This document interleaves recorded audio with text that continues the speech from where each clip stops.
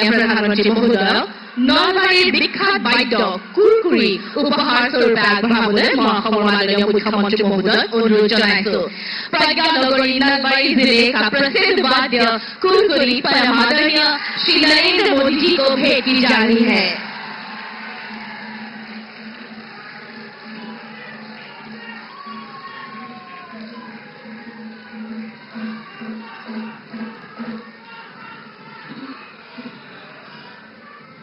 धन्यवाद महोदय।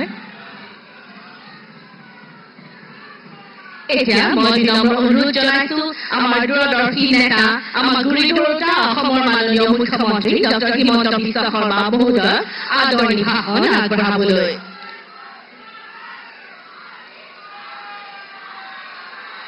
খবৰ কেনেকুৱা? সকলোৱে মোৰ লগত একেলগে ক'ব ভাৰত মাতা কি।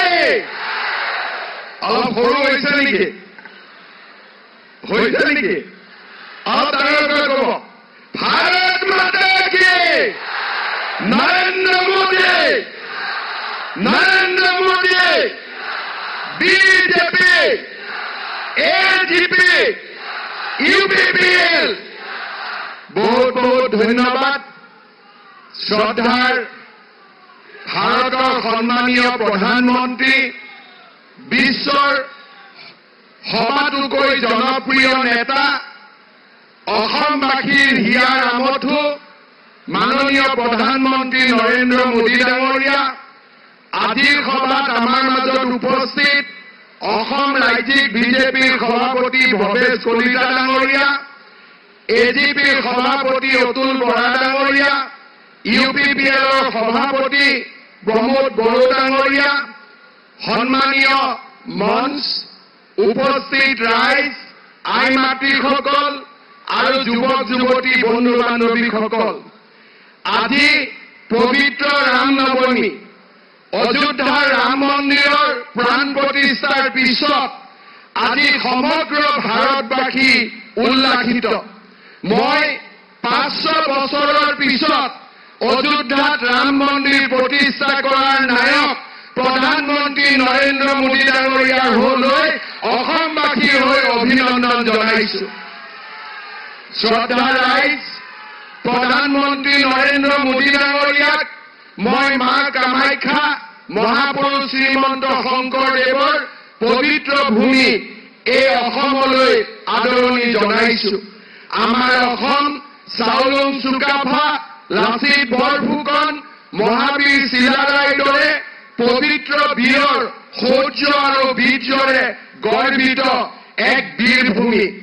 এই বীৰভূমিত প্ৰধানমন্ত্ৰী নৰেন্দ্ৰ মোদী ডাঙৰীয়াৰ উপস্থিতি আজি আমাৰ সকলোৰে বাবে আনন্দৰ বিষয়।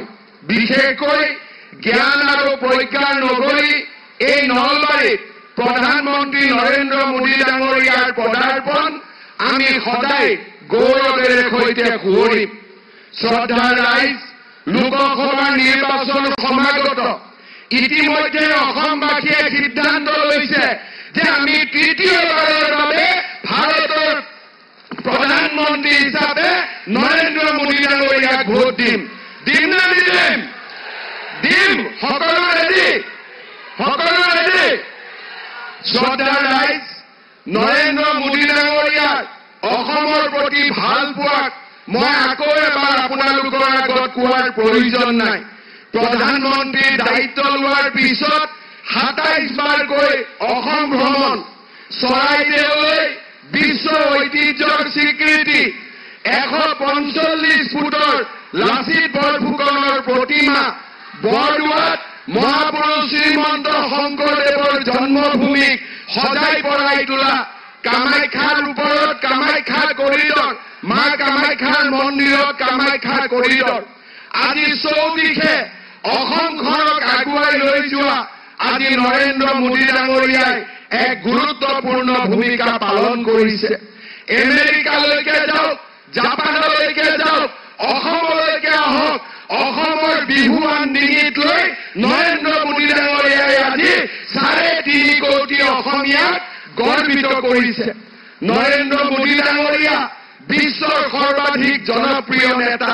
মই বিশ্বাস কৰো মোদী ডাঙৰীয়া তৃতীয়বাৰ প্ৰধানমন্ত্ৰী হ'ব, ভাৰত বিশ্বগুৰু হ'ব আৰু আমি আমাৰ অসমক ভাৰতৰ ভিতৰতে এখন সৰ্বশ্ৰেষ্ঠ ৰাজ্যত পৰিণত কৰাৰ বাবে আমি প্ৰয়াস আৰু প্ৰচেষ্টা কৰিম।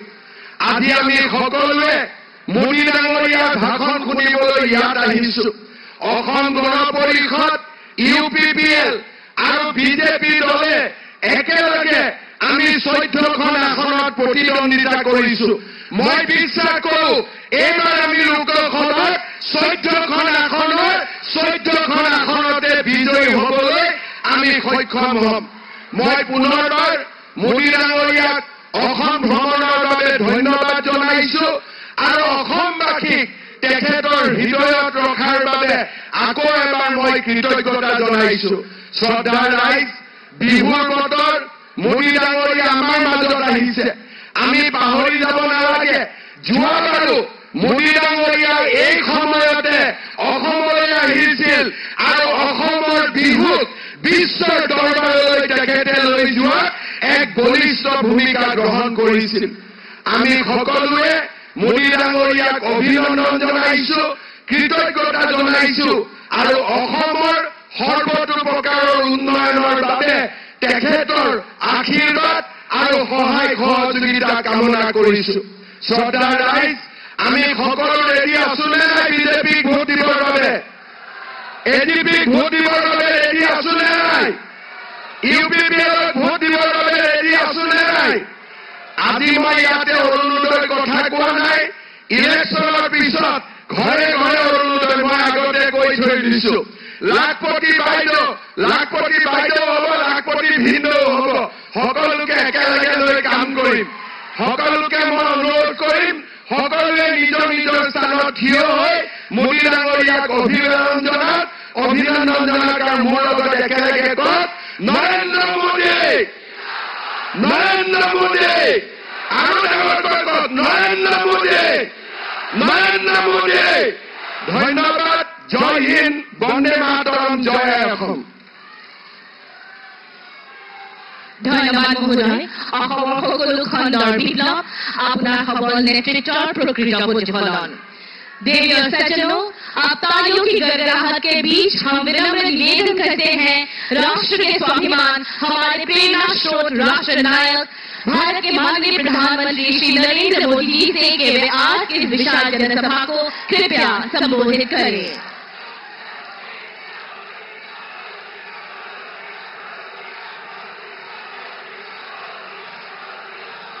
भारत माता की, भारत माता की, भारत माता की। মই हमो अहम बाकी लोई रंगाली बिहू आरो आहमिया नवबर्षर শুভেচ্ছা জ্ঞাপন কৰিলো। मैं मां कामाख्या और मां काली के चरणों में प्रणाम करता हूं।